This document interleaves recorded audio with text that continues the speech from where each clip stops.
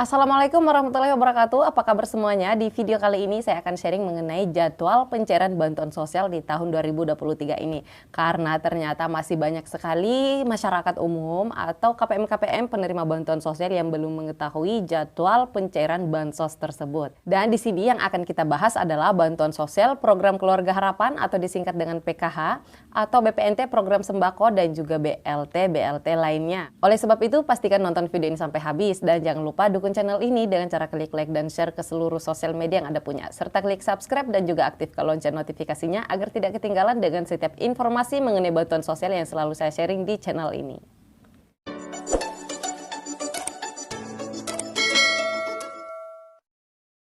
Oke, langsung saja. Jadi sebelum kita memasuki tahapan-tahapan jadwal pencairan bantuan sosial di tahun 2023 ini, perlu kita ketahui bersama-sama terlebih dahulu bahwa untuk bantuan sosial yang saat ini sedang berjalan itu ada beberapa macam. Dan di tahun 2023 ini bantuan sosial tersebut masih akan ada seperti dengan tahun-tahun sebelumnya. Nah, yang pertama yaitu adalah program PKH atau bantuan sosial program Keluarga Harapan, yang mana ini adalah salah satu program bantuan sosial reguler dari pusat atau menggunakan dana APBN. Nah, berikutnya ada BPNT program sembako. Ini juga adalah salah satu program bantuan sosial reguler dari pusat atau sumber dananya juga dari APBN, dari Kementerian Sosial. Nah, berikutnya ada lagi yang namanya BLT. BLT ini sebenarnya kondusif ya. Jadi BLT seperti yang sebelumnya ada yang dikeluarkan seperti BLT minyak goreng, BLT BBM. Nah, itu juga bansosnya dari pusat, tapi ini tidak reguler, tidak termasuk reguler.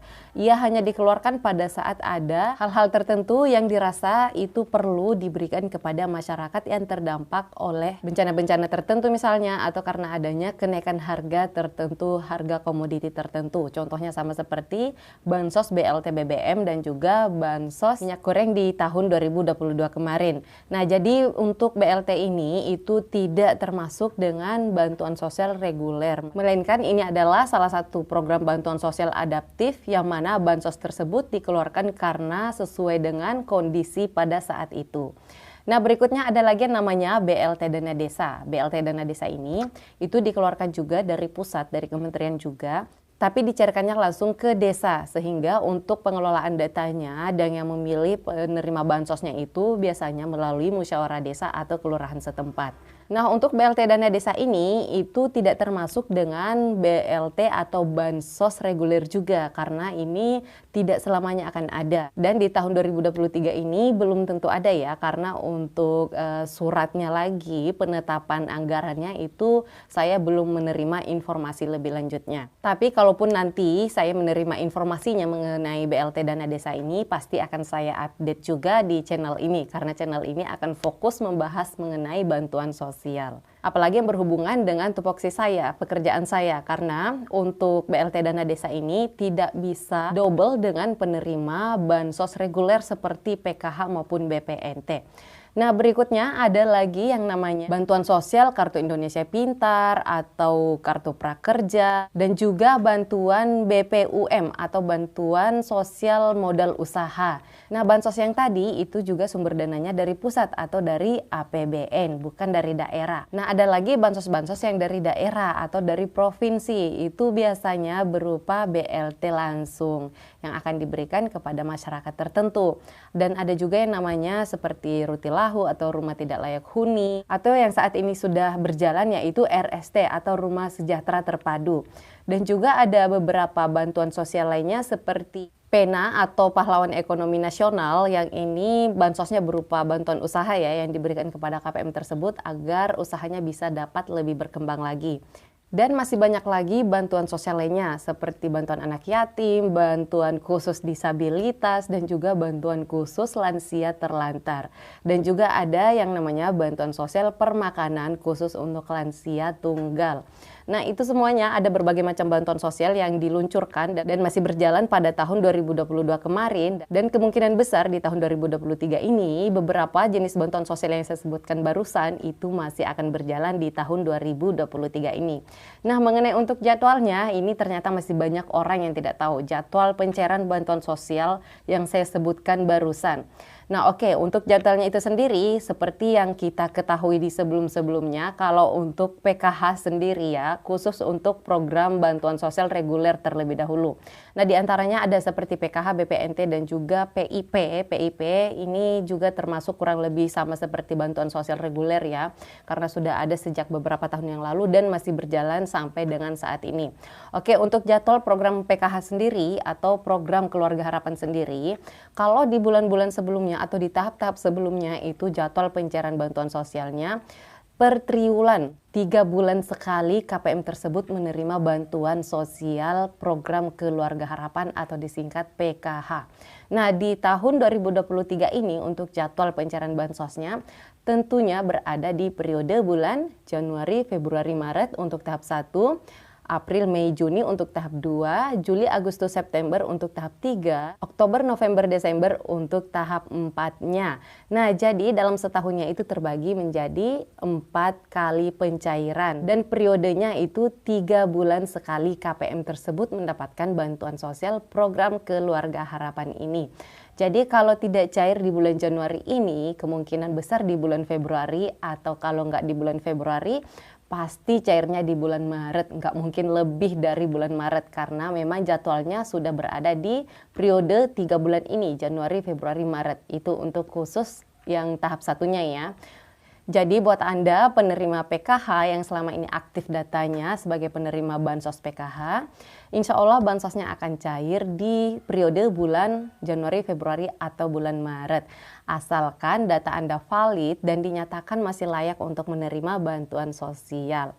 Dan selanjutnya yaitu adalah program sembako, BPNT program sembako.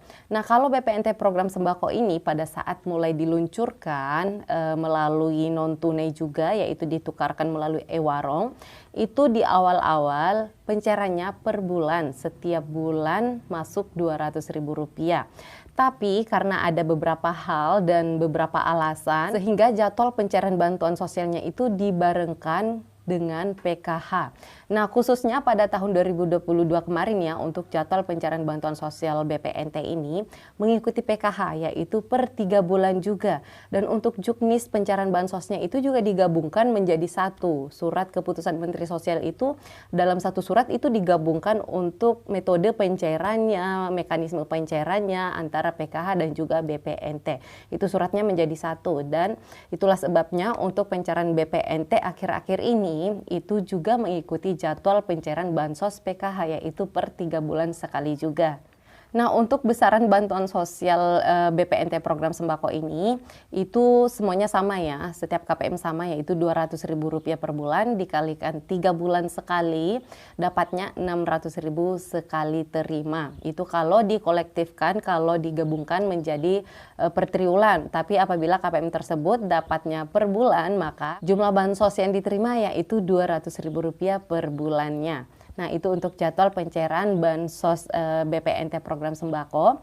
Kalau masih tetap mengikuti dengan tahun-tahun sebelumnya, tahun 2022 khususnya, karena surat terakhir yang keluar mengenai pencairan bantuan sosial BPNT ini itu masih digabungkan dengan pencairan bantuan sosial program Keluarga Harapan. Jadi masih mengikuti jadwalnya. Dan kalaupun nanti di kemudian hari saya menerima surat terbarunya mengenai jadwal pencairan bantuan sosial BPNT program sembako ini, tentunya pasti saya update lagi di channel ini.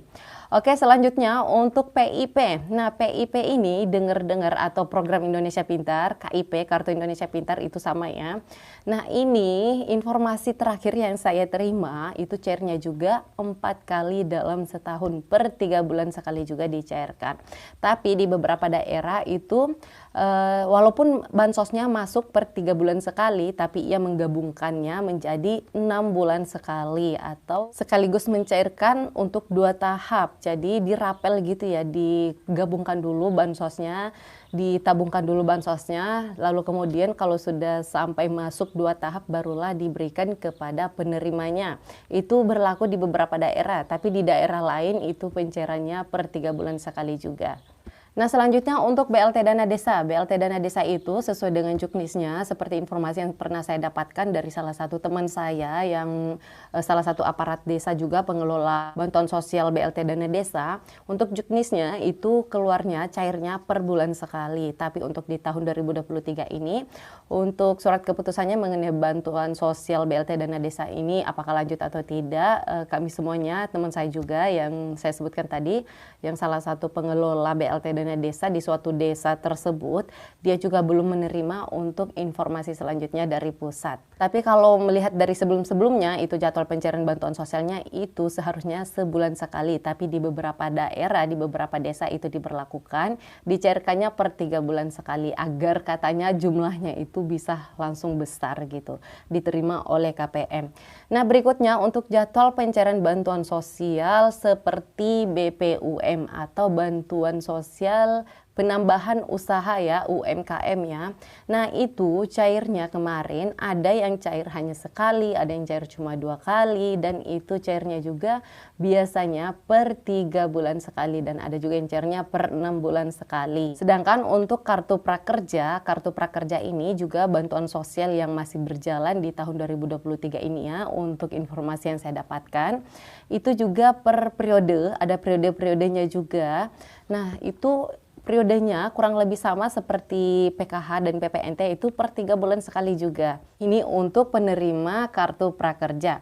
Berikutnya untuk bantuan sosial Rutilahu atau Rumah Tidak Layak Huni atau RST, Rumah Sejahtera Terpadu, itu sebenarnya bantuan sosialnya harus diusulkan dulu menggunakan membuat proposal semacam pendamping sosialnya atau orang-orang tertentu, sekelompok tertentu yang membuat proposal lalu mengajukannya ke bidang yang menangani bansos tersebut. Nah, biasanya di setiap kabupaten itu ada di dinas sosialnya, ajukan proposalnya masuk ke sana, maka data-datanya akan diproses dan itu cairnya hanya sekali. Dalam satu KPM itu hanya mendapatkan kesempatan 1 kali mendapatkan bantuan sosial RST atau Rumah Sejahtera Terpadu, atau nama lainnya Rutilahu, yaitu Rumah Tidak Layak Huni, dan itu bansosnya diberikan untuk perbaikan rumah. Ada juga yang semacam bedah rumah gitu ya, rumahnya diperbaiki gitu langsung dari pihak pemberi bantuan sosialnya. Namun ada beberapa program juga seperti yang sudah berlalu, itu hanya diberikan modal atau biaya perbaikan rumah kepada KPM tersebut. Dan itu biasanya untuk satu KPM hanya bisa mendapatkan kesempatan 1 kali mendapatkan bansos tersebut.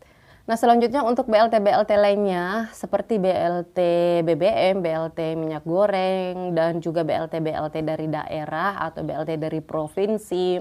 Sekali lagi itu bukanlah bantuan sosial yang reguler yang akan selalu ada. Jadi untuk jadwalnya saya tidak bisa sampaikan di sini karena untuk saat ini untuk BLT-BLT tersebut itu belum tentu di tahun 2023 ini akan ada. Kalaupun ada lagi BLT-BLT lain di tahun 2023 ini, mungkin namanya sudah berbeda dari yang sebelumnya, dan untuk jadwalnya pasti akan selalu saya update di channel ini. Oleh sebab itu, pastikan selalu mengikuti channel ini ya. Klik subscribe dan aktifkan lonceng notifikasinya agar tidak ketinggalan dengan setiap informasi yang selalu saya update di channel ini. Baiklah, itu saja informasi yang dapat saya sampaikan. Mohon maaf apabila ada kesalahan cara saya menyampaikan. Mohon koreksinya, tulis komentar di bawah video ini. Dan bagi yang ingin bertanya seputaran bantuan sosial, silahkan tulis komentarnya di bawah video ini ya. Sebisa mungkin saya akan membalas setiap komentar yang masuk, tapi harus bersabar. Karena ya lumayan banyak juga untuk komentar yang masuk, sehingga untuk membalas semuanya sudah pasti itu membutuhkan waktu. Oke, sekali lagi terima kasih banyak yang sudah menonton video ini sampai habis. Sampai ketemu lagi dan saya di video selanjutnya. Wassalamualaikum warahmatullahi wabarakatuh.